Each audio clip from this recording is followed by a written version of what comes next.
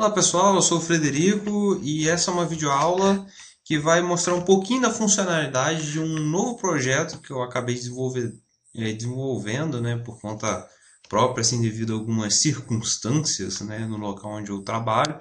E ficou um projetinho tão legal que eu decidi compartilhar com quem quiser utilizar, né? Então vocês fiquem à vontade. Toda crítica é bem-vinda, que eu vou poder melhorar, né, e tudo mais. Mas, basicamente, essa videoaula ela vai se tratar da historinha. Historinha é legal, é divertida, né? Mas essa aqui vai ser a introdução sobre como utilizar, por que utilizar. Esse camarada está falando coisa que não tem nada a ver, que não preciso, faço melhor. Então, exatamente por isso que a gente vai introduzir primeiro a historinha. Então, vão ser 2 vídeos, esse vai ser a historinha. E logo depois o próximo vai ser explicando como utilizar e alguns casos, né, básicos, né? Basicamente, eu vou criar aqui um projeto, certo?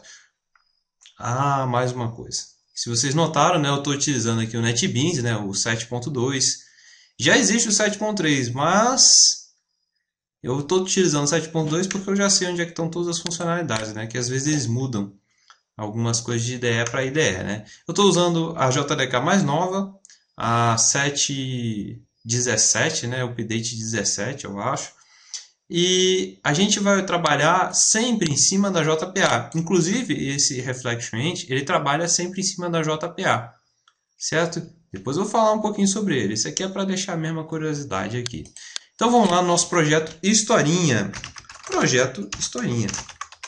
Se você, certo, é um camarada curioso ou é um camarada que nem eu que trabalha numa empresa assim, vamos supor, no caso aqui dessa historinha, uma empresa de médio porte, né? Médio pequeno, assim, entre isso. Você vai ter um camarada responsável pelo banco de dados, certo? Você não vai poder sair alterando coisa para tudo quanto é lado no banco de dados. Mas você que é Java, você pode fazer o que você quiser. Você vai ter uma classezinha lá mapeada e você vai fazer o que você quiser em cima dela e o JPA vai fazer isso para você, certo?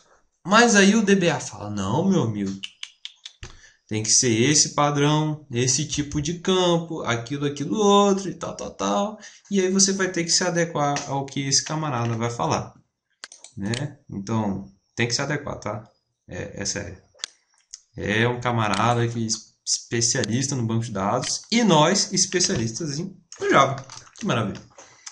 Então, basicamente, a gente vai criar a entidade. Para o pessoal que não conhece a respeito do JPA, ele é um camarada bem simples, ele vai criar uma classe e vai mapear isso no banco de dados. Basicamente, lógico que tem muita coisa por trás. Vamos supor que nesse nossa historinha, né, a gente esteja numa empresa de controle de estoque. Adoro controle de estoque, que tem o nosso famoso produto, claro.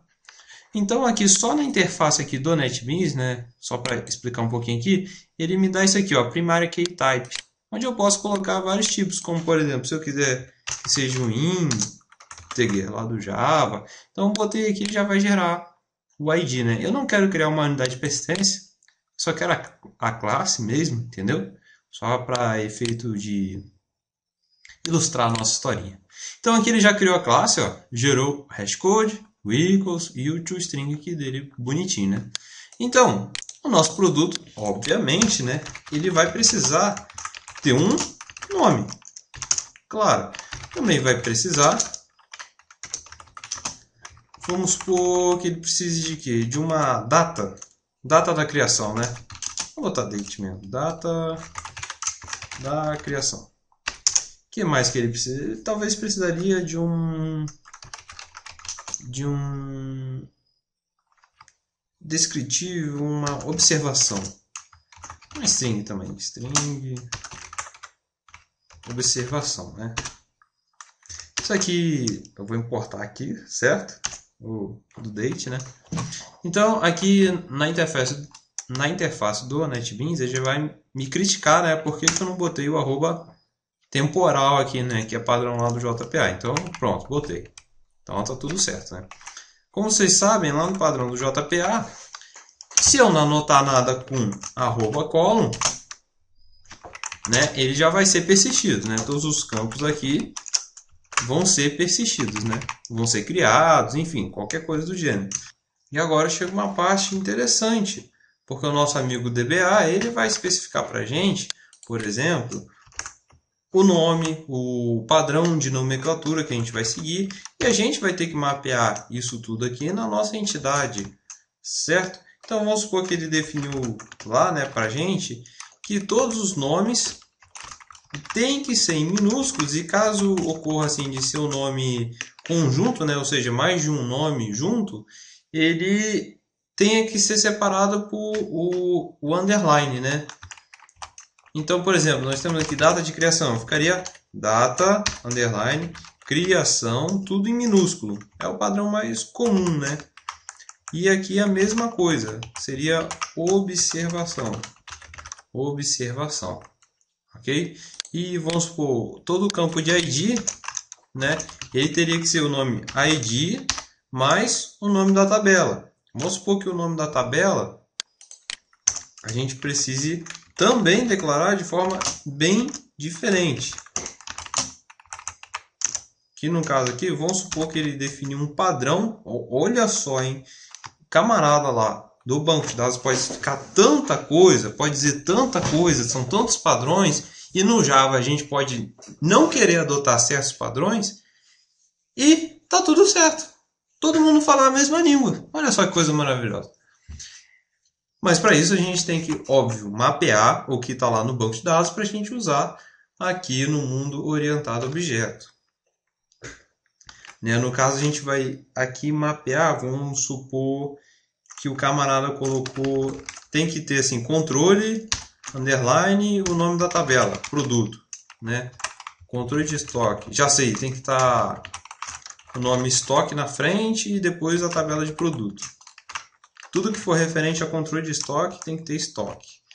E todos os IDs da tabela precisam ter o nome da tabela, produto. Né?